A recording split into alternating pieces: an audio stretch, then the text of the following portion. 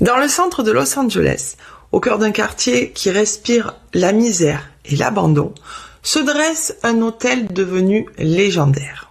Construit dans les années 1920 pour accueillir les voyageurs fortunés, il est rapidement tombé en décrépitude, attirant la pauvreté, la criminalité et les drames. Meurtres, suicides, disparitions inexpliquées et surtout une affaire moderne qui a bouleversé le monde entier, la mystérieuse mort d'Elisa Lam. Aujourd'hui les amis, je reviens sur une histoire très connue, mais que j'avais vraiment envie de vous raconter. C'est l'histoire de cet hôtel mythique, le Cecil Hotel, et de la disparition très mystérieuse d'Elisa Lam.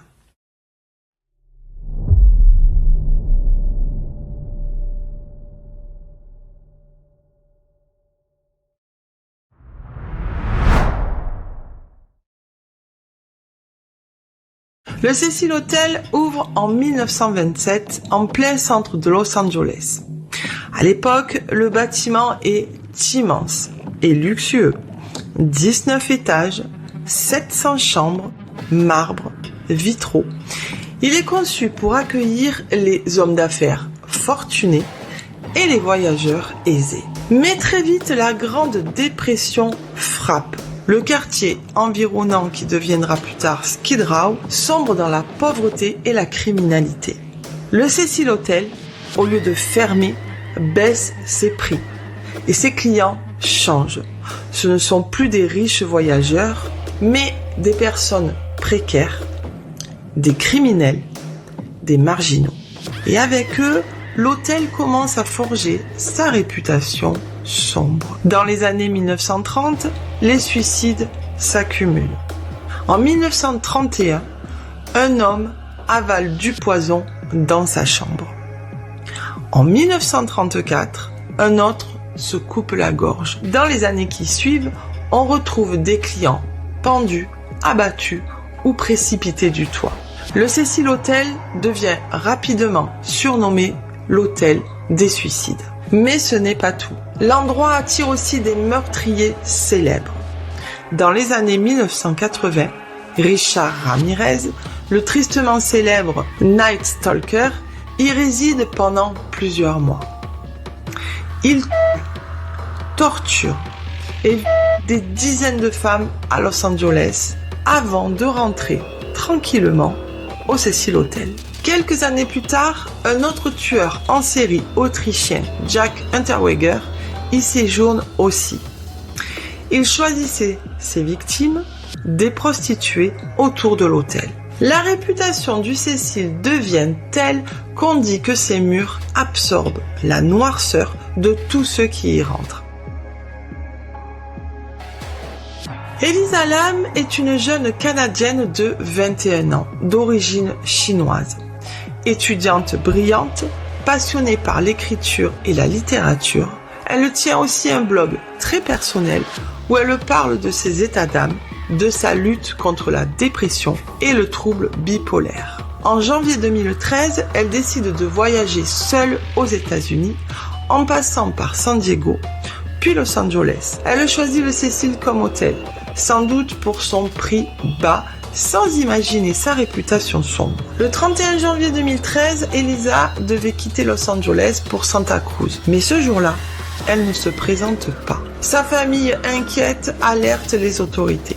La police commence à fouiller l'hôtel, mais ne trouve aucune trace. Jusqu'à ce que les enquêteurs décident de vérifier les caméras de surveillance. Et ce qu'ils découvrent va devenir l'une des vidéos les plus étranges et virales d'Internet. Sur les images, Elisa entre dans l'ascenseur, appuie sur plusieurs boutons, puis se cache dans un coin, ressort, fait de grands gestes, comme si elle parlait à quelqu'un d'invisible. Par moments, elle se penche bizarrement, fait des mouvements étranges avec ses mains, puis ressort définitivement de l'ascenseur. La vidéo est publiée par la police. Elle devient virale, visionnée par des millions de personnes. La vidéo, je vous la partage maintenant.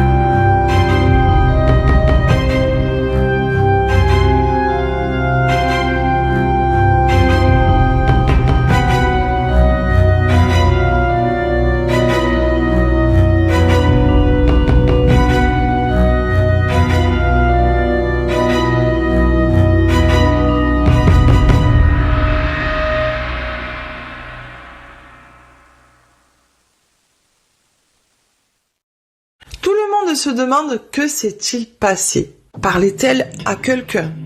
Était-elle poursuivie? Ou bien en plein délire psychotique? Quelques jours plus tard, les clients de l'hôtel commencent à se plaindre. L'eau de leur chambre a un goût étrange et une couleur trouble. Des techniciens montent vérifier les réservoirs d'eau situés sur le toit du Cecil. Et là, l'horreur. Le corps d'Elisa Lam est retrouvé nu, flottant dans l'un des réservoirs. Ses vêtements se trouvent au fond. Comment est-elle arrivée là? L'autopsie ne révèle aucune trace de drogue ni d'agression sexuelle. La police conclut qu'Elisa aurait eu un épisode psychotique lié à son trouble bipolaire et qu'elle se serait elle-même introduite dans le réservoir. Mais de nombreuses zones d'ombre demeurent. Premièrement, le couvercle du réservoir était lourd et difficile à manipuler, alors que Elisa Lam était toute frêle. L'accès au toit était censé être sécurisé et surtout il était fermé, on ne pouvait pas y accéder. Et pourquoi ces vêtements étaient-ils retirés? Et rapidement, les théories fleurissent sur Internet. Certains parlent d'un meurtre maquillé en accident, d'autres évoquent une influence paranormale, l'hôtel serait maudit et Elisa aurait été victime d'une présence surnaturelle. Certains vont même jusqu'à évoquer un lien avec le film Darkwater de 2005, où une jeune femme est retrouvée dans un réservoir d'eau sur le toit d'un immeuble. Une coïncidence glaçante. L'affaire fascine encore aujourd'hui parce que rien n'est totalement clair dans cette histoire. Après l'affaire, le Cecil Hotel ferme en 2014. Il est brièvement renommé Stay on Main pour tenter de se débarrasser de sa réputation sans succès. Aujourd'hui, le Cecil Hotel est classé monument historique et des projets de rénovation sont en cours. Mais son nom reste associé à la mort, aux fantômes et à l'inexplicable. Le Cecil Hotel est devenu plus qu'un simple bâtiment. Il est une légende urbaine, un symbole du mal et du mystère. Elisa Lam, jeune étudiante pleine de rêves, y a trouvé une fin tragique qui continue de hanter l'imaginaire collectif. Était-ce un accident, un meurtre ou l'influence sombre d'un lieu marqué par des décennies de drames? Une chose est certaine, le mystère du Cecil et d'Elisa Lam continue de fasciner le monde entier. Voilà les amis, n'hésitez pas à me mettre dans les commentaires si vous connaissiez cette histoire. Je vous dis à très vite et d'ici là, portez-vous bien.